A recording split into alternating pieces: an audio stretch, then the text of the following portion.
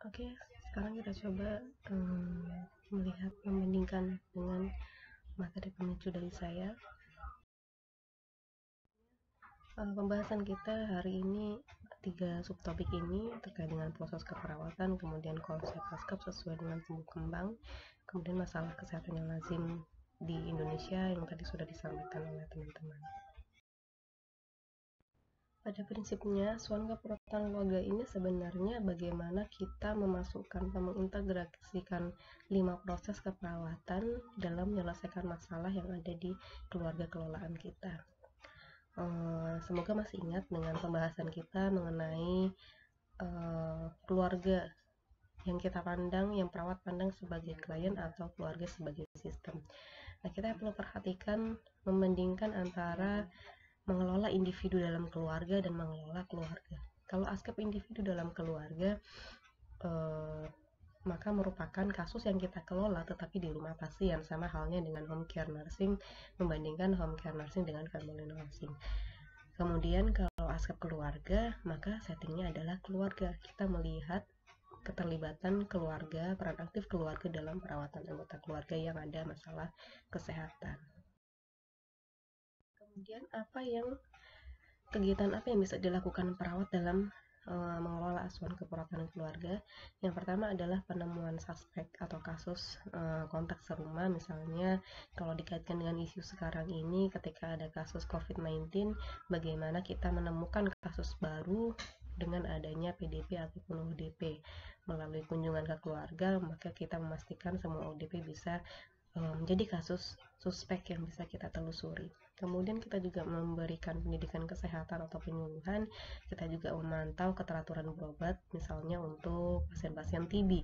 Kita perlu melakukan asuhan keperawatan keluarga untuk memastikan bahwa keluarga mungkin terlibat atau tidak dalam pengawasan minum obat. Kemudian kunjungan rumah, pastinya asuhan keperawatan keluarga ini komprehensif, tidak hanya ketika kita melakukan kunjungan, tapi juga barangkali ada pengelolaan jarak jauh. Kalau seperti saat ini kondisinya, kita bisa dengan konsultasi online. Nah, untuk kunjungan rumah ini, ketika kita mengelola asuhan keperawatan keluarga, kita perlu perhatikan bahwa semua terencana dengan keluarga.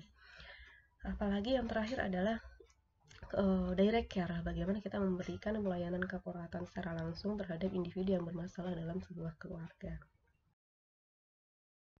Berbicara tentang asuhan keperawatan, sebenarnya kalau di lapangan kita biasanya meminta mahasiswa untuk mengelola 2 asuhan keperawatan keluarga. Yang pertama adalah keluarga dengan resiko, kemudian keluarga dengan tahap tumbuh kembang. Nah, keluarga dengan tahap tumbuh kembang relatif lebih mudah karena melihat keluarga dari aspek tahap tumbuh kembangnya. Apakah mereka keluarga sudah melewati setiap tugas dalam tahap perkembangannya. Akan tetapi dalam asuhan keluarga yang berisiko, kita melihat keluarga yang memiliki masalah kesehatan. Misalnya keluarga dengan anggota keluarganya yang menderita hipertensi, TB atau DM. Nah, di sini kita melihat bagaimana keluarga mampu menjalankan tugas-tugas kesehatan keluarga dalam merawat anggota keluarganya. Beberapa hal yang perlu kita perhatikan kaitannya dengan pengelolaan ASKAP keluarga beresiko ini dari mengidentifikasi sampai kemudian mendokumentasikan asuhan keperawatan. Pada awal kita mempelajari konsep keluarga dalam keperawatan, kita melihat 3 hal yang harus kita ingat atau kita pahami dalam pengelolaan asuhan keperawatan keluarga, dari struktur, fungsi, kemudian tahap pengembangan keluarga. Ini beberapa yang mungkin sekilas untuk mereview atau recalling kembali beberapa komponen yang perlu diperhatikan atau dipahami ketika mengelola keluarga. Dari komponen struktur, kemudian komponen fungsional, beberapa tidak akan saya jabarkan lebih jauh lagi karena sudah kita pelajari sebelumnya. 2 hal ini dan juga tahap perkembangan keluarga harus kita pelajari sampai nanti karena akan menjadi pegangan kita, pedoman kita perawat ketika mengelola keluarga. Perawat ketika turun ke keluarga, kita harus memperhatikan tingkat kemandirian keluarga. Yang tadi kelompok sempat menyampaikan beberapa hal terkait bagaimana strategi agar perawat bisa diterima oleh keluarga. Nah, beberapa kelompok sudah menyampaikan harus binatras, harus komunikasi terapeutik. Nah, ini sebenarnya sudah terkonsep dalam model keperawatan keluarga. Kita perlu memperhatikan tingkat kemandirian keluarga. Kita lihat kriterianya dari kriteria 1 sampai 7. Kriteria pertama, bagaimana keluarga mau atau menerima terhadap perawat, kemudian menerima pelayanan keperawatan yang diberikan, sampai kepada mereka secara mandiri melaksanakan tindakan promotif secara aktif. Nah, 7 kriteria ini akan menjadi indikator keluarga yang kita kelola sudah dalam level kemandirian berapa. Kriteria tadi kemudian bisa menjustifikasi keluarga yang kita kelola dalam level tingkat kemandirian berapa. Ini sekedar jembatan kelinci saja 2567, artinya ketika keluarga sudah memenuhi 2 kriteria awal dari tingkat kemandirian keluarga, maka keluarga tersebut termasuk dalam tingkat kemandiriannya baru 1, dan seterusnya sampai ketika semua dari ketujuh kriteria yang ada sudah keluarga sudah memenuhi, artinya dia sudah dalam tingkat kemandirian keempat. Proses keperawatan dalam keluarga sebenarnya tidak berbeda dengan proses keperawatan secara umum. Dari pengkajian, kemudian perencanaan, implementasi, sampai kemudian evaluasi, semuanya berdasarkan pada konsep-konsep keperawatan. Semuanya sama dari pasien secara individu, keluarga, kelompok, dan komunitas. Nah, ini kalau kita lihat yang perlu kita tekankan, proses tersebut adalah proses yang cycle. Jadi berkelanjutan dari pengkajian, perencanaan, implementasi, evaluasinya continue re-evaluation. Jadi bagaimana kita mengevaluasi kembali, kemudian melihat kembali apakah mengidentifikasi kembali apakah masih ada masalah lain yang belum teratasi. Karena itu mungkin nanti di slide berikutnya akan kita nampakkan bagaimana asuhan keperawatan keluarga butuh analisa yang sangat panjang terkait 5 tugas kesehatan keluarga. Proses yang pertama yaitu pengkajian. Kita lihat di sini sekedar untuk membedakan saja individu, keluarga, dan komunitas. Kalau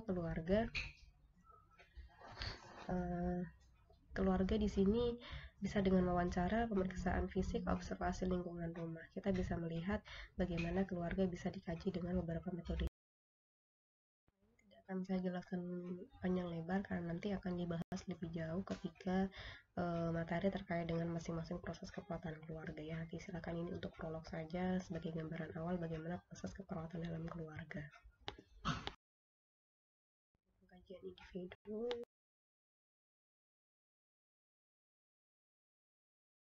Kita pahami bahwa dalam pengajian keluarga kita mengenal tahap 1 dan tahap 2. Kita akan mengenal lebih jauh lagi ini di pertemuan yang akan datang. Diagnosa keperawatan, sekarang kita sudah menggunakan SDKI, harapannya nanti beberapa aspek yang ditugaskan bisa menyesuaikan. Bagaimana alur kita bisa menemukan dari pengkajian kemudian menjadi diagnosa keperawatan. Sejarah saja bagaimana diagnosa keperawatan bisa muncul atau disusun oleh ICN. Masih kurang satu ya, bahwa diagnosa keperawatan keluarga kalau di Indonesia sudah ada satu referensi lagi yaitu SDKI tadi. Bagaimana merumuskan pengkajian menuju diagnosa, sekali lagi tidak akan saya sampaikan lebih panjang karena nanti akan dibahas pertemuan yang akan datang.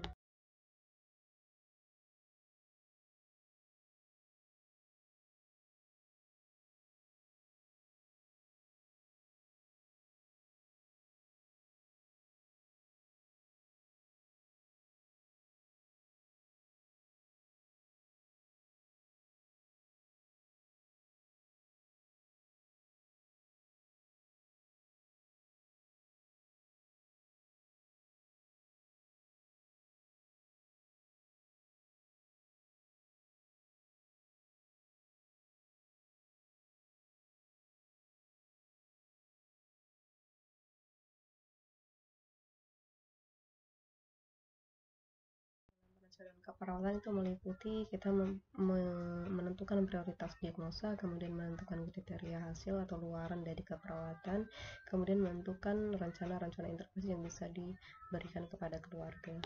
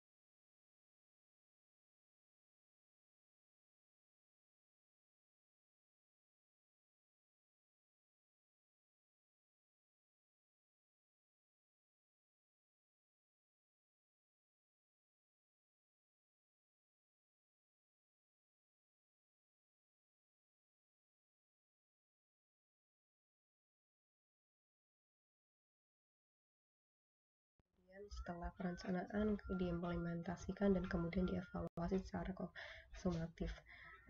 Itu saja yang bisa saya sampaikan. Setelah ini penugasan bagaimana kita mengenal masalah-masalah keperawatan yang mungkin muncul terkait dengan tahap perkembangan keluarga.